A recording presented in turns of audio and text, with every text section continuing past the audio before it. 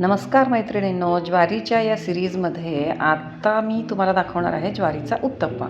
तर यावरची मी ज्वारीच्या वरची साल काढून घेतलेली आहे, म्हणजे याला कांडून घेतलेली आहे ज्वारी. आणि आता ही 1 वाटी ज्वारी मी रात्रभर पाण्यात भिजत ठेवणार आहे.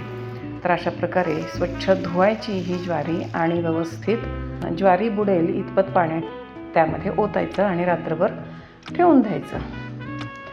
दुसऱ्या दिवशी बघू शकता छानपैकी ज्वारी अशी भिजलेली दिसते तुम्हाला. आता यातलं पाणी काढून टाकले आणि ही ज्वारी मिक्सरच्या भांड्यात ओतली. त्यात आवश्यक तेवढं पाणी टाकून दळून घेतलेलं आहे बघू शकता, आणि एका भांड्यामध्ये ओतून घेतलेलं आहे पीठ. आता या ज्वारीच्या पिठामध्ये आपल्याला टाकायचे आहेत 2 टोमॅटो कापलेले बारीक करून, आलं लसूण कोथिंबीरीची पेस्ट 1 चमचा टाकलेली आहे आणि 1 कांदा कापून तो मिक्सरच्या भांड्यात ओतून घेतलेला आहे. आता हा कांदा, टोमॅटो आणि आलं लसूण याची पेस्ट हे आपल्याला मिक्सरवरती बारीक करून घ्यायचं आहे. हे कांदा, टोमॅटो, आलं लसूण याची पेस्ट या ज्वारीच्या पिठामध्ये ओतून घ्यायचं आहे आणि मिक्सरच्या भांड्यामध्ये थोडंसं पाणी टाकून ते मिक्स करून घ्यायचं. आणि आता मी याच्यामध्ये 1 वाटी रवा टाकलेला आहे. हा रवा व्यवस्थित मिक्स करून घ्यायचा. त्यामध्ये 1 वाटी दही टाकायचं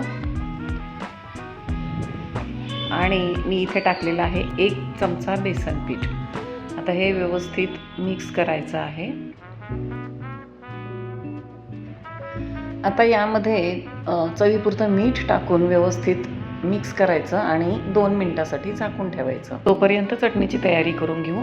1 वाटी ओलं खोबरं, पाव वाटी भाजलेलं डाळवं, पाव वाटी भाजलेले शेंगादाणे आणि पाव चमचा जिरे आणि धणे, आणि त्यासोबतच हिरवी मिरची टाकलेली आहे आणि आलं लसूण कोथिंबीरीची पेस्ट टाकलेली आहे आणि कसुरी मेथी, मीठ आणि चवीपुरती साखर टाकून त्यामध्ये थोडंसं पाणी टाकून आता हे वाटून घ्यायचं आहे मिश्रण. बघू शकता किती सुंदर अशी चटणी तयार झालेली आहे. आता हे मिक्सरचं भांडं धुवून मी त्यात थोडंसं पाणी ओतलेलं आहे, म्हणजे आवश्यक तेवढी पातळ चटणी आपल्याला बनवता येईल.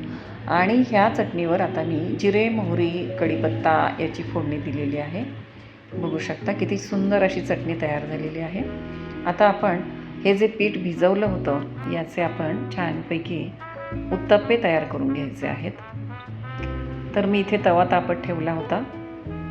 आता त्यामध्ये 1-1 पळी असं मिश्रण टाकून द्यायचं आहे आणि छानपैकी गोल आकारात असे उत्तप्पे तयार करायचे. मंद आचेवर अशा प्रकारे उत्तप्पे भाजून घ्यायचे आहेत. मस्त असा ब्राऊन कलर येतो उत्तप्प्यांना बघू शकता. वाटल्यास तेलाच्या ऐवजी तुम्ही तुपाचा पण वापर करू शकता. इथे तुपामुळे तर खूपच छान टेस्ट येते. वा, मस्त कलर आलेला आहे. अशाच प्रकारे मी अजून बनवून घेणार आहे. तर अशा प्रकारे पौष्टिक ज्वारीचा उत्तप्पा तयार आहे. तुम्ही अशा प्रकारचा उत्तप्पा बनवू शकता आणि मुलांचं आरोग्य हेल्दी बनवू शकता.